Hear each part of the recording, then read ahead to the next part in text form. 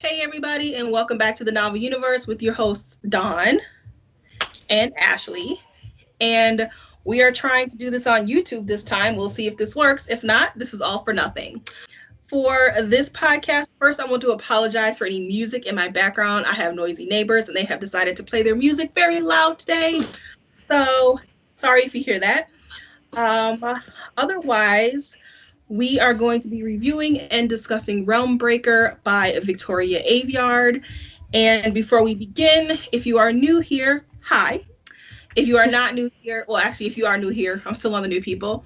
Ashley and I will be doing a spoiler-free review. We will talk about our dislikes and then our likes, and then we will go into a spoiler review where we will let you know when we get there so that you will not be spoiled. Yeah. All right. Please follow us on Instagram because sometimes we post there.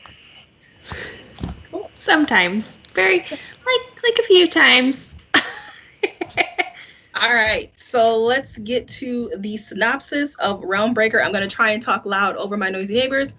And here it is. A strange darkness grows in Allward.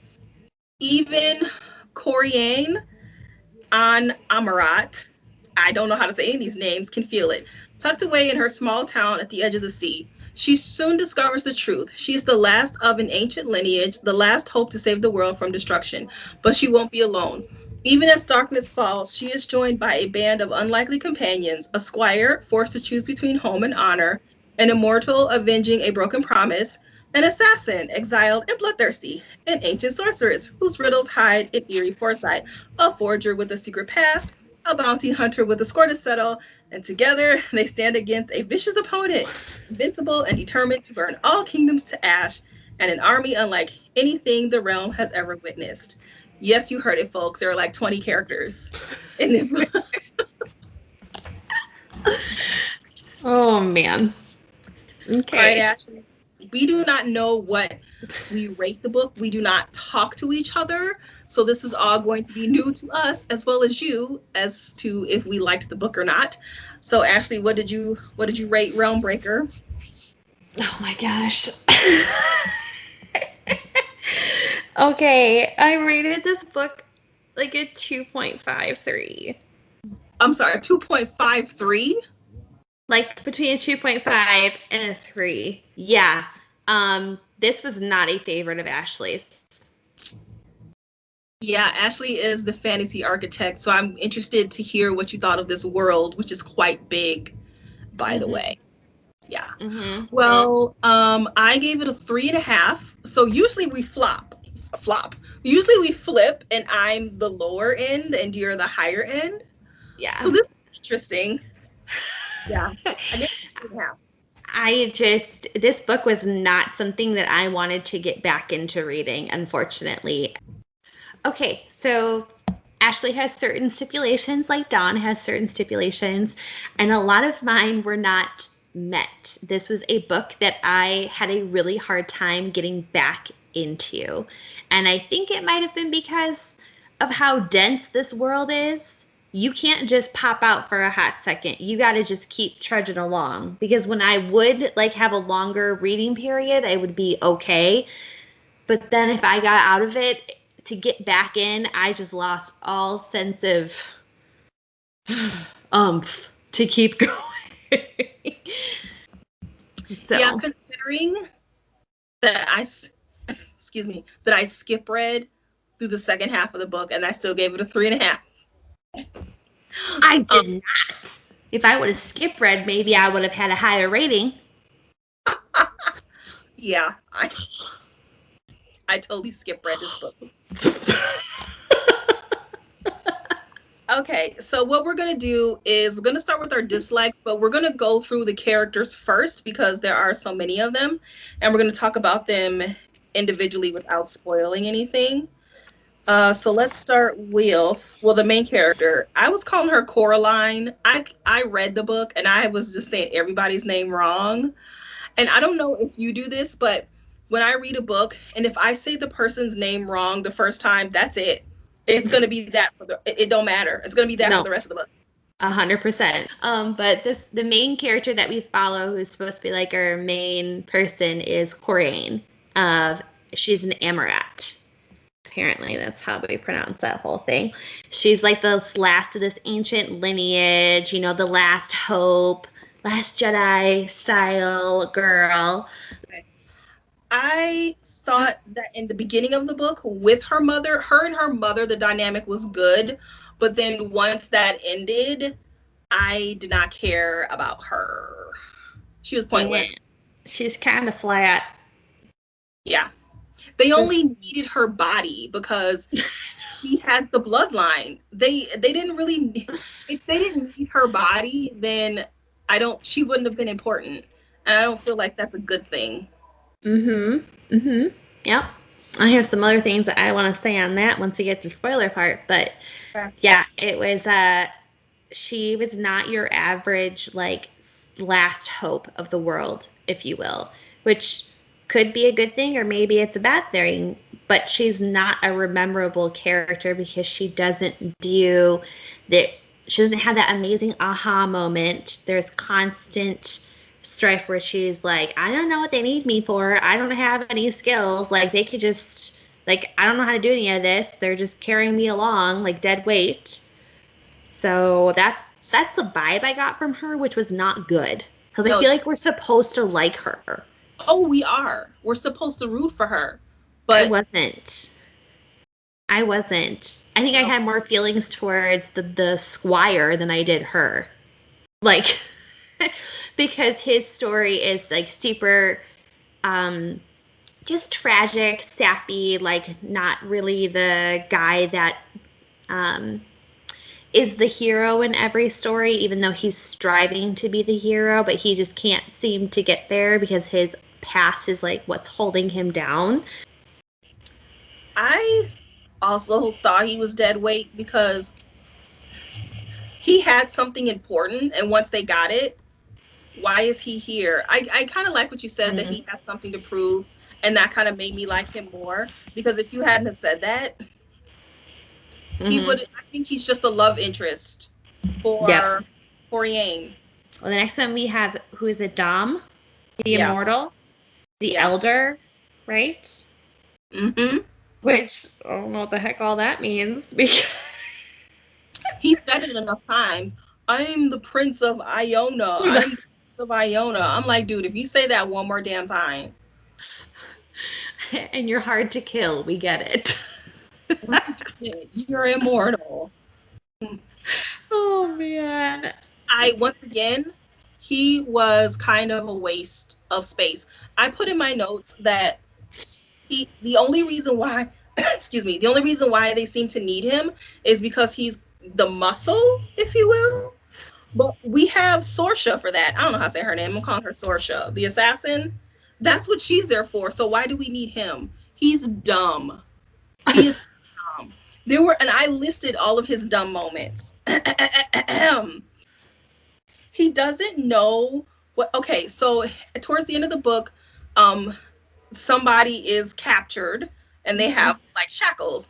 And Sorsha, I don't know how to say her name. She's an assassin, so she's well trained, and she, like, pulls a needle somewhere out of her person, and Dom says, "Are you gonna sew a hole or sew up a hole in your shirt?"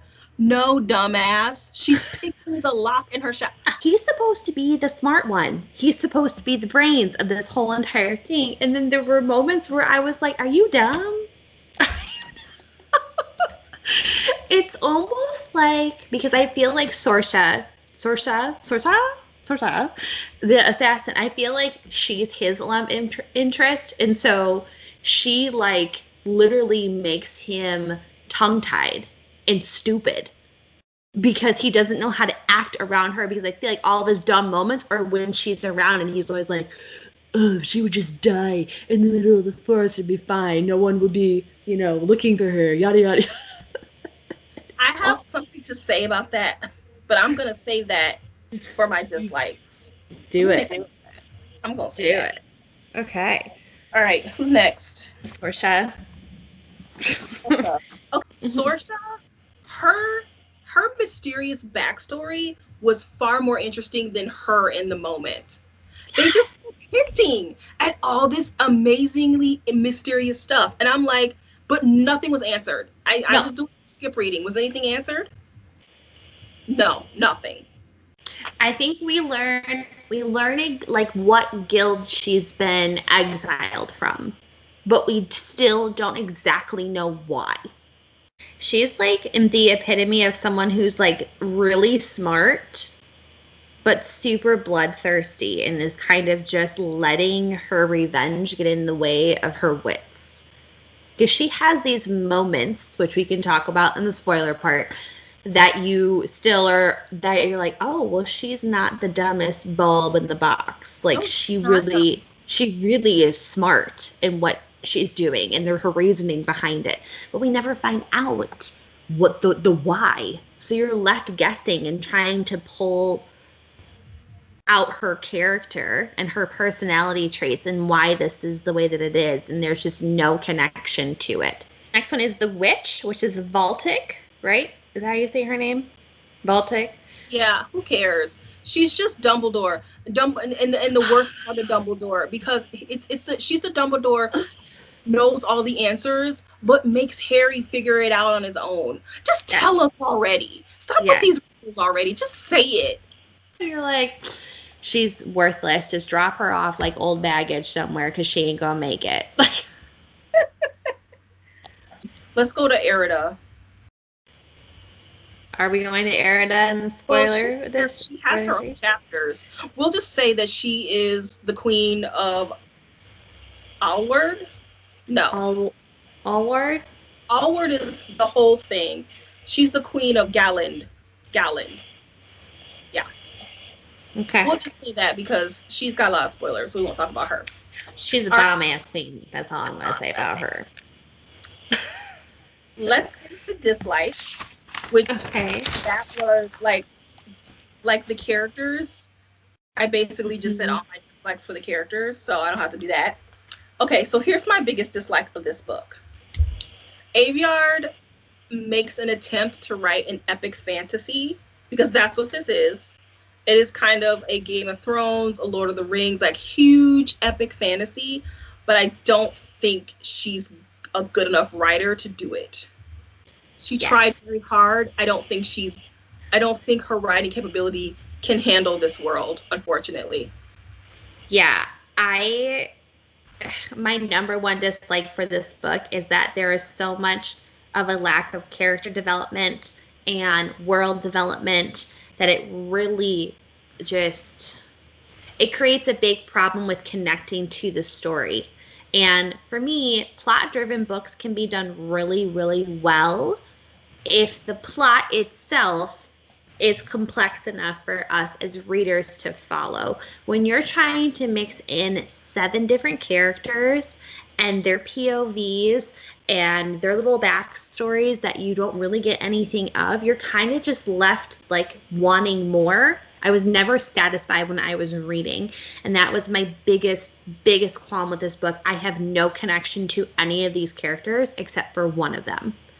My next dislike, and this is because I did not have this item. I didn't have a map. I didn't know where the heck I was half the time.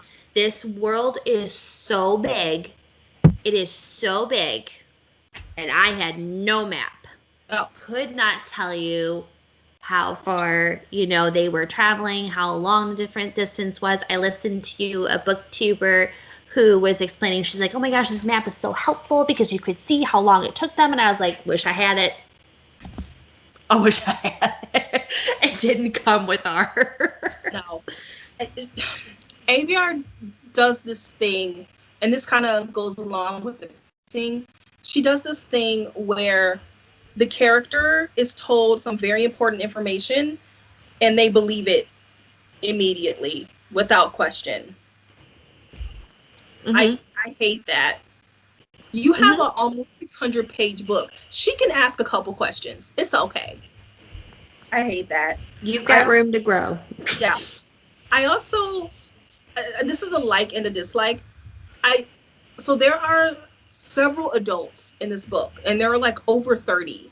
However, the adults are immature. And I would have to remember that Dom is 300 and Sorsha is 35 and Sigil and Charlie are in their 30s, but because they acted like they were 17. And Mm-hmm. that's bad writing, unfortunately. If you can't write an adult character, then don't. Mm-hmm. Mm-hmm. I did not like. I'm assuming the Dom Sorsha is an enemies to lovers, but it is not written well at all because Sorsha, for some reason, doesn't like Dom. I understand if she doesn't like Dom because he's a freaking idiot. I get that. But she just doesn't like him at all. And like you said, they're just sniping at each other and bickering. That doesn't make you an enemy. You need to have a reason as to why you're an enemy, and not just because there was a misunderstanding at the beginning of the book or this person is a bit of a dip. Like, no. You like a good enemies to lovers, there's a good reason why they're enemies, and then they become lovers. So I don't know why she thought she could write enemies to lovers, but it just did not land at all. Oh my goodness. All right. My next one are nitpicks. It's nitpicking time. And so this is one nitpick that, okay. So in this world, there are immortals. And then, okay, like legit immortals, and everybody knows it. They all know who these people are. They're okay with it. However, the spindle thing is a fantasy, a children's story, and just incredibly implausible. You have immortals, but you can't believe that there's something that can open other realms, but you believe in immortals. That doesn't make any sense. So that's a nitpick, but it's like, it's so. If I know someone is immortal, then I'm believing everything you tell me. Dragons can fly, and they're coming to dinner. Sure. What do they like to eat? Like, I'm believing everything you say. If you're 300 years old, I'm believing you. Yeah, but it's almost like the immortals were the dumb ones. Because this is a nitpick for me, is the fact that there was so many fantasy things, but there was like a sprinkle of magic. Like, the magic was questionable, but yet having the immortals wasn't. They just exist. Yeah. So the whole idea of this spindle and basically it not working, I think it was I think Aveyard had described it as what would have happened if the Fellowship of the Rings failed. Yeah, that was the whole point of the spindle thing. It's like, oh, I kind of get that now, but it's almost like there's this weird whimsicalness about the spindle that no one can believe. It's like us believing in unicorns, right? Yeah. That they exist. That's exactly what it felt like. But yet you have people who are walking the earth that are older than trees in your backyard, you know? Yeah.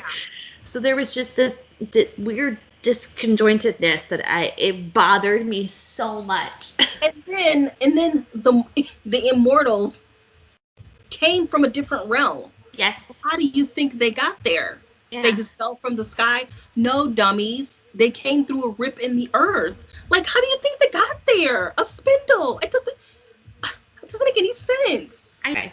Go ahead. What'd you like? This book has literally the best prologue I have ever read to a book. Wow. And I say that because I was immediately like, what is happening? And why is this? There's these twin brothers and they're fighting, and one's coming from power and one's coming from, a farmer or whatever. And like, what is going on in this whole entire thing? I was very invested in the prologue. And then when we jumped into the actual characters of this book that we're supposed to follow, I was like, I feel like I just stepped out of a different realm in and of itself. Yeah. So that part was incredibly well done from a fantasy world perspective. I was like instantly there. Like, okay, we're at this big battle, you know, with all the mountains around us and like the world's ripping in half and we're letting things in and out and things are happening. Dead's being raised from the ground and blah. Oh, it's great. That was one of my first likes of this whole thing. I liked the idea, kind of going along what you're saying. And that's the reason why I gave it such a high rating for Dawn. 3.5 is high for, it's kind of high for me for this type of story. Considering all the dislikes I said, giving it a 3.5 is pretty good. But I like the idea of the different realms and dimensions can come over.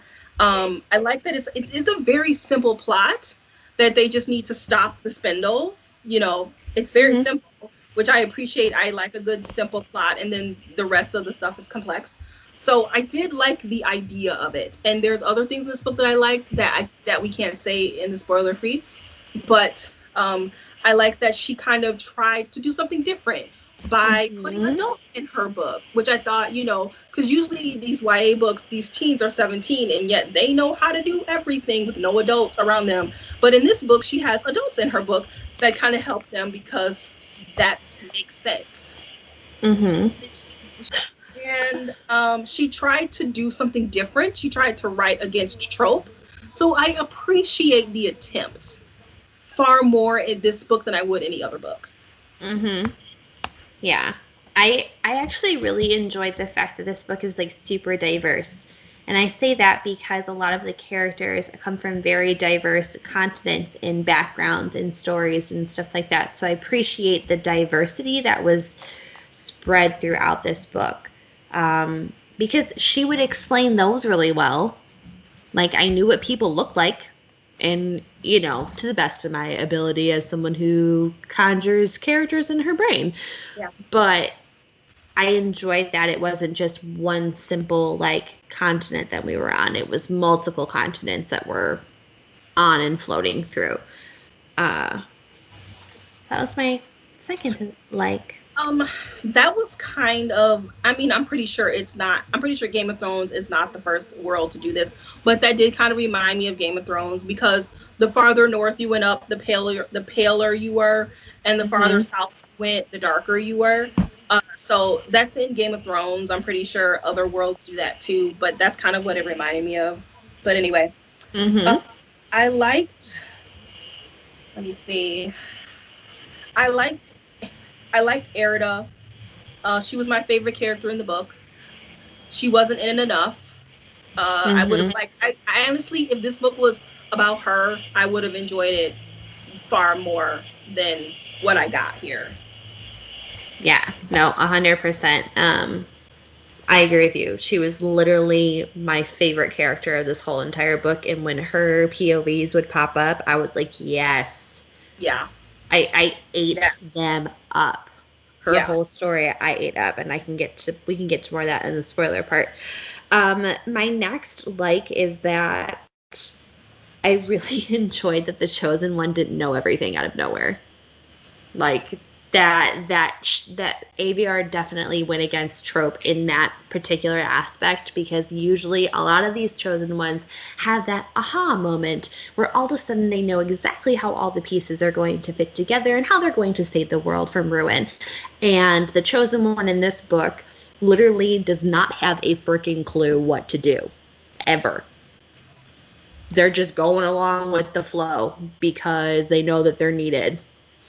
At the same time, that's a bad thing too, because then she became boring. Because once again, as I was saying, she's just a tool. She's just a body. They just need her body because she is a core.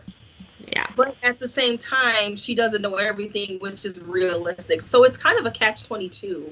Yeah. Because I liked it and I didn't like it. But I did like it for the most part because it was like, that's refreshing that you don't just all of a sudden know how to adult in this world that you were in, because you don't know how to adult in this. It was very believable in that aspect. Yeah. Because the adults were kind of guiding her decisions with that, which is like, oh, you know, when you think of I wish I knew Lord of the Rings more to reference it more, but is it Aragorn? It is Aragorn. When Aragorn's like helping Frodo, it's like he's kind of that wise soul that is like, I'm here for you, dude.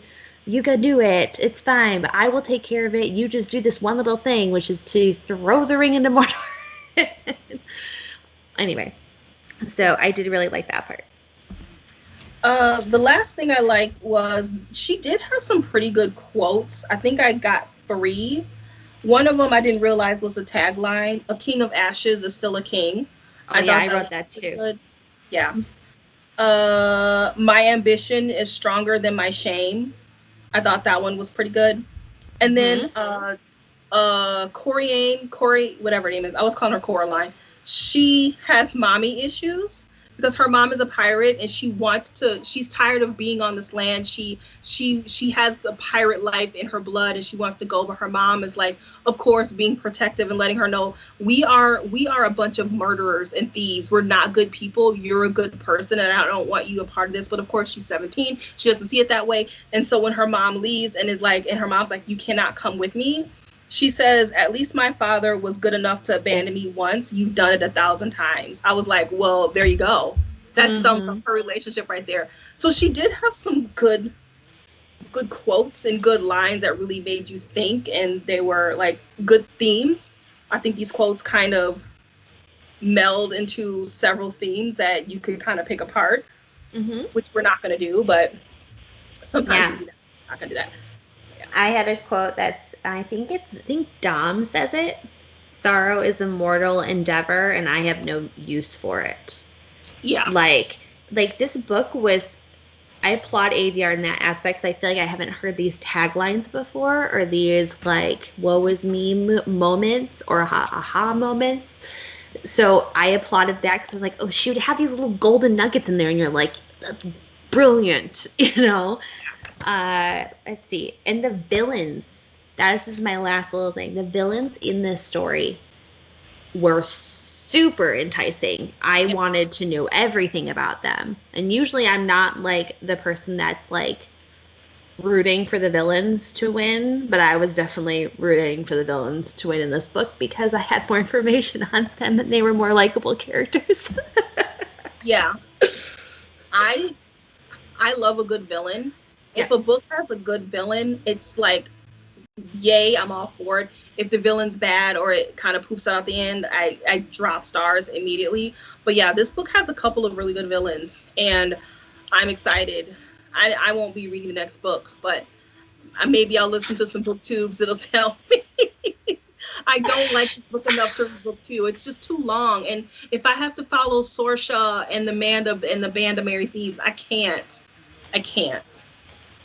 Like I said, I don't care. Yeah. Okay, well, that has been our spoiler. You want to add something else? One more thing. Go. Okay, so this book has several POVs. It's different characters coming from different parts of the world, and they're trying to save the world. But Ashley and I, we liked this book, but we didn't love it. So if you like this style of writing and this style of storytelling and you want it in a better package, There Will Come a Darkness by Katie Rose Poole is a much better book than this. It doesn't get any attention. I don't know why. Maybe it's because you have to think a little bit more. It's not fluffy. But yeah, There Will Come a Darkness is infinitely better than this one. And I'm not saying this one's bad, but it's just so much better. And that's all I have to say. So if you have not finished this book and do not want to be spoiled, you can pop out now and you can join us next time, as June is going to be our beach reads. We're doing beach reads. And then I think July is our romance month because, infamous romance. Infamous. The infamous July romance month. So join us next time for our next podcast.